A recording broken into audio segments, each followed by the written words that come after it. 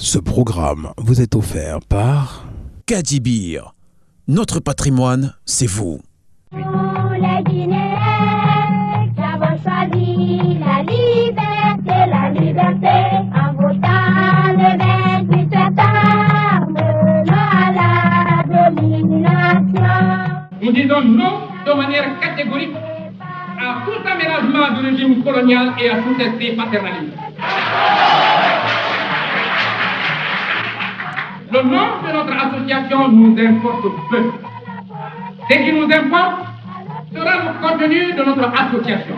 Nous préférons la pauvreté dans la liberté à la richesse dans l'esclavage. De toute l'histoire de la Guinée-Conakry, l'exploit retentissant qui résonne encore dans la mémoire des Guinéens, tous les Africains et surtout les Français, c'est l'acte historique du président Ahmed Sékou Touré qui avait opposé un non sec au général de Gaulle pour la continuité d'une coopération avec la France. C'est le jour où pour nous, Français, vous nous avez expulsés, Guinée. Il n'y a pas eu d'expulsion. Ces jours-là, le peuple de Guinée, comme les peuples de nombreux autres pays africains, avait été invité par le gouvernement français à se prononcer pour le statut de la communauté ou celui de l'indépendance. Le peuple guinéen a indiqué sa préférence pour l'indépendance qui n'exclut pas du tout la nécessaire interdépendance avec tous les peuples qui veulent s'associer à lui et sur la base de l'amitié et de la coopération, construire leur avenir en servant respectivement les intérêts de leur peuple. Pourtant, à ce moment-là, les Français sont partis de Guinée. Et je dirais que si les Français sont partis de Guinée, cela n'a pas été de la volonté du peuple guinéen, et encore moins de celle du gouvernement guinéen. De Gaulle prend très mal la chose, il devient tout pâle. Lui, il considère que le projet constitutionnel est arrêté, que c'est les référendums qui va trancher et qu'il n'y a plus à revenir là-dessus. Je dis ici plus haut encore qu'ailleurs que l'indépendance est à la disposition de la Guinée. Elle peut la prendre le 28 septembre en disant non à la proposition qui lui est faite. Et dans ce cas, je garantis que la métropole n'y fera pas obstacle. Elle en tirera bien sûr les conséquences. Et votre territoire fera comme il le voudra, dans les conditions qu'il voudra, suivre la route qu'il voudra.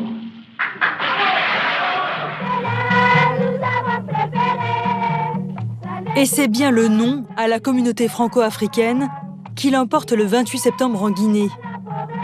4 jours plus tard, le 2 octobre 1958, la Guinée proclame son indépendance. Après le référendum, la Guinée française est devenue aujourd'hui la République de Guinée, avec à sa tête M. Sékou Touré, ancien président du conseil de gouvernement du territoire.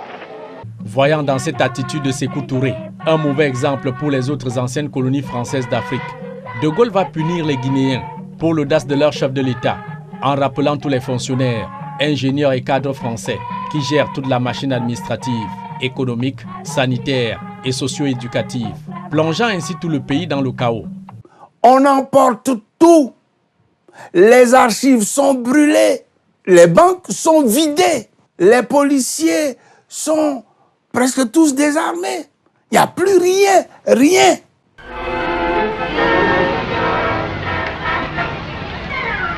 À part la Guinée, les 13 autres territoires de l'Afrique française votent massivement pour le oui à la communauté franco-africaine. Désespéré par cet isolement inattendu de la France, le chef de l'État Ahmed Sékou Touré recourt aux pays de l'Europe de l'Est et l'Union soviétique pour survivre. Et De Gaulle, qui digère très mal cet affront jamais vu dans la chasse gardée de la France en Afrique, instrumentalise Houphouët-Boigny de Côte d'Ivoire, Sédar Senghor du Sénégal, Amani Diori du Niger et Maurice Yameogo de la Haute-Volta. Les relations de bon voisinage d'hier se détériorent au fur et à mesure. Tous se roulent pour leur maître gaulois et manœuvrent dans l'ombre pour renverser l'homme fort de Conakry. Nous aurons, nous Africains de l'Afrique noire, l'indépendance absolue dans la gestion de nos propres affaires, sans les inconvénients et les servitudes d'une illusoire indépendance nominale, puisqu'aussi bien nous continuerons à obtenir de la métropole un concours économique, technique, culturel et financier, jusqu'à ce que nous soyons en mesure de contribuer, par nos richesses ainsi fécondées, à la prospérité générale de la communauté. En 1959, Léopold Sédar Senghor ne renonce pas à son projet de fédération panafricaine qu'il entreprend avec le Soudan français de Modibo Keïta. À la base, ils avaient conçu une fédération autour des 8 territoires qui constituaient l'Afrique occidentale française. Et le principe, c'était d'aller ensemble à l'indépendance en une fédération. Mais à Paris, Félix Houphouët-Boigny ne l'entend pas de cette oreille. Pour les détourner du projet de fédération, il incite la Haute-Volta, le Dahomey et le Niger à former avec la Côte d'Ivoire une association plus souple, le Conseil de l'Entente. Pourtant, De Gaulle accède à la demande de Senghor et Keïta, qui créent au sein même de la communauté une fédération du Mali indépendante. Un enfant est devenu grand et qu'il a atteint sa majorité, il prend ses responsabilités et décide de fonder un foyer. Les parents s'en émeuvent d'abord, et puis ils acceptent, car les liens familiaux ne sont pas rompus. Le général de Gaulle est un bon père de famille et c'est pourquoi il a accepté l'accession du Mali à l'indépendance. Le mal-aimé Sékou Touré échappe même à plusieurs attentats, à la finalité de le remplacer par un Béni Oui-Oui, aux ordres de Paris. Entre le Bénin et le Togo, il y avait eu tension entre la Guinée et le Sénégal.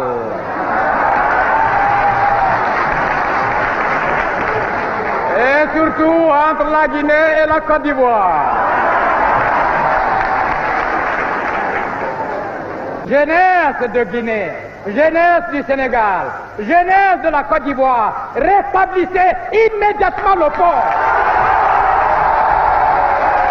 Et beaucoup se posent la question, quel est cet homme? Cet homme est un fils de la Guinée. Cet homme a été brimé tout jeune. Un arrêté interdisant au secteur public et privé de lui donner un emploi. Cet homme n'avait rien. Cet homme était esclave d'une tradition familiale. Mes 2 grands-parents ont assumé. Les 2 sont morts en exil. L'un à Madagascar, l'autre au Gabon. Mais la Guinée verra l'avènement de la démocratie, l'avènement même du style révolutionnaire grâce à notre groupe. Et face à un isolement diplomatique sous-régional et occidental, Sékou Touré saisit toutes les opportunités et condamne la politique de la France en Afrique. Et surtout, éveille la conscience des Africains à se lever contre toute forme de servitude et d'esclavage. Pour la révolution populaire, l'impérialisme, le colonialisme,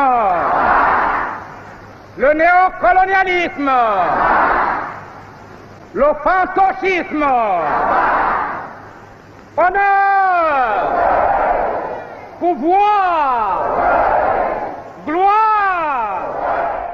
Pure coïncidence de l'histoire, durant toute la décennie 70, le Afia Club de Conakry illumine le ciel du football africain.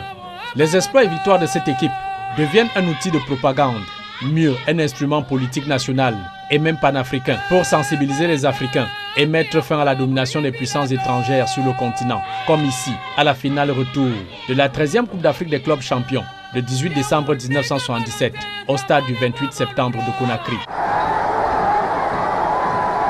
C'est le Babangoura, Papa Kamara, qui envoie une balle en direction de Bangali Silla. Bangali Silla donne à Papa qui tire et marque. C'est le 3e but pour le Afia Football Club de Conakry. Nous avons ajouté qu'un match de football, pour certains, est un jeu.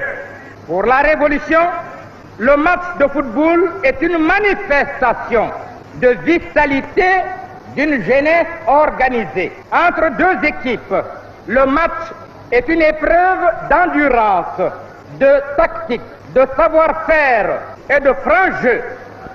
Et au coup de sifflet final de cette rencontre, consacrant le 3e titre du Afia Club de Conakry, sur une victoire cumulée de 4-2 sur le Hearts of Oak du Ghana, Ahmed Sékou Touré encense la jeunesse guinéenne et partant toute l'équipe du Afia, qui conserve définitivement le trophée Kwame Nkrumah. Fait surprise, le chef de l'État guinéen fait même un tour dans sa limousine présidentielle avant de venir remettre le trophée. Lundi 19 décembre 1977, plus de 100 000 militants assistent à l'acte solennel de la remise du trophée Kwame Nkrumah par le responsable suprême de la révolution, le camarade stratège Ahmed Sékou Touré, au victorieux capitaine du triple champion d'Afrique. À défaut d'adosser ses calculs politiques sur une sélection nationale qui n'arrive pas à s'imposer en Coupe d'Afrique des Nations, comme les Léopards du Zaïre de Mobutu, les Black Stars du Ghana de Kwame Nkrumah et bien d'autres, Sékou Touré s'appuie essentiellement sur le Afia Club de Conakry qui domine le football continental de 1972 à 1979. Disputant 5 finales avec à la clé 3 sacres en 1972 face au Simba de Kampala d'Ouganda, et Enugu Rangers du Nigeria en 1975 et le Hearts of Oak du Ghana en 1977. Afia, en ayant les fleurs en main, ne laissez pas le soleil de l'indifférence, le soleil de l'oubli ternir cette fleur. Il faut savoir la maintenir dans sa vitalité et dans sa beauté. Il faut la maintenir en main pour pouvoir toujours incarner le symbole que représente la coupe pour les jeunesses d'Afrique. Club le plus titré en Coupe d'Afrique des clubs champions à cette époque, le Afia de Conakry a aussi perdu 2 finales. La première au tir au but le 12 décembre 1976 face au Mouloudia Club d'Alger. À la finale allée à Conakry, le Afia l'emportait 3-0 le 5 décembre 1976 avant de perdre sur le même score au match retour, achevé sur la séance fatidique de pénalty.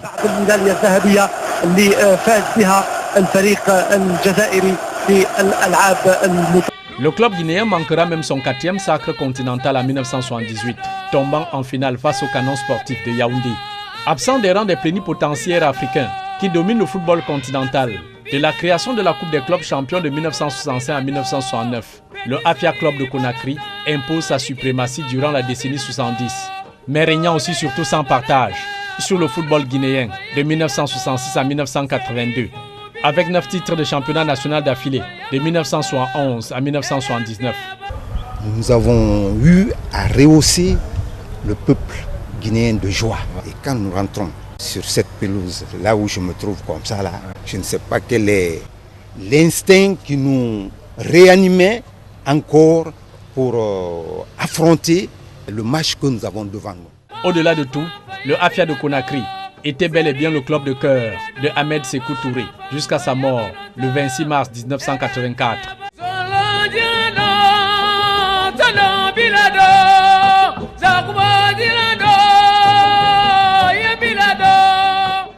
Ce programme vous a été offert par Kadibir. Notre patrimoine, c'est vous.